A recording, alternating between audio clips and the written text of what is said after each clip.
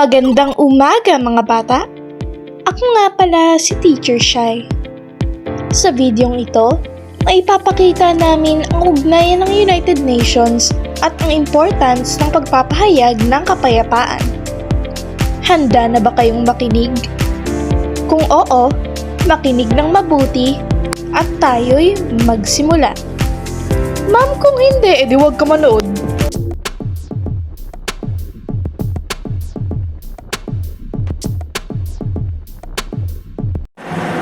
Hindi natapos ang papel ng Pilipinas sa pagiging isa sa 51 orihinal na miyembro ng United Nations.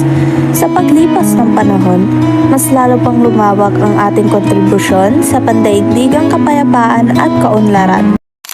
Una, sa larangan ng peacekeeping, simula pa noong 1960s, ang Pilipinas ay nagdadala ng mga sundalo at pulis sa iba't ibang mission ng UN. Naging bahagi tayo ng mga operasyon sa Congo, Golan Heights at Timor-Leste.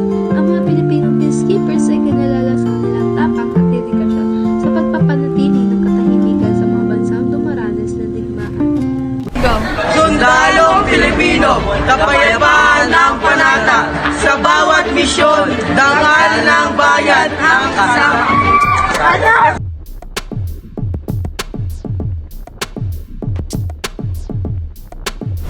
Pangalawa, sa karapatang pantao, ang Pilipinas ay aktibong nakikilahok sa mga talakayan sa UN Human Rights Council. Isa sa mga ipinagmalaki natin ay ang papel ni Carlos P. Romulo sa pagbuo ng Universal Declaration of Human Rights noong 1948. Hanggang ngayon, patuloy ang Pilipinas sa pagsusulong ng karapatan ng mga bata, kababaihan at migrant workers. Sa gitna ng sakuna, hindi nawawala ang pagtulong.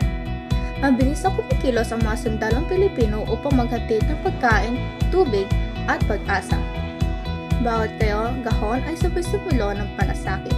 Bawat tulong ay hakbang sa patungo sa pagbago. Sa oras ng pangailangan, sama-sama tayong bumabangon. Pangatlo, sa disaster response bilang isang bansang madalas ay tinatamaan ng bagyo at inundor.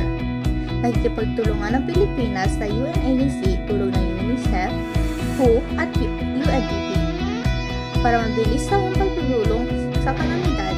Sa tuwing may kasakuna, ang UN ay katuwangan ng Pilipinas sa pagbibigay ng tulong at tayo rin ay nagbibigay ng kaalaman sa iba pang bansa kung paano harapin ang mga ganitong hamon.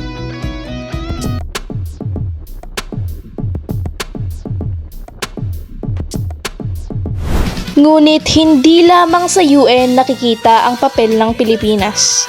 Bilang kasapi ng ASEAN, nakikipagtulungan tayo sa mga kapitbansa sa Timog Silangang Asya upang palakasin ang regional cooperation. Ang ASEAN at UN ay madalas na nagtutulungan sa mga issue ng kapayapaan, human rights at disaster management.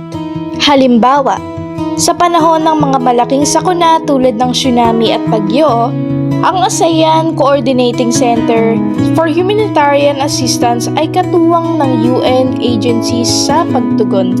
Sa peacekeeping, human rights at disaster response, malinaw ang Pilipinas ay hindi lamang tagusunod kundi aktibong kalahok.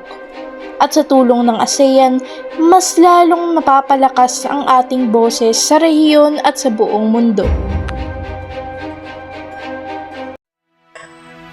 Ang Pilipinas mula sa pagiging isa sa 51 orihinal na miyembro ng United Nations ay patuloy na nag-aambag sa kapayapaan, karapatang pantao at pagtugon sa sakuna. Sa tulong ng ASEAN at UN, ipinapakita natin na kahit isang bansang maliit, malaki ang papel sa paghuhubog ng mas mapayapa at makataong daigdig.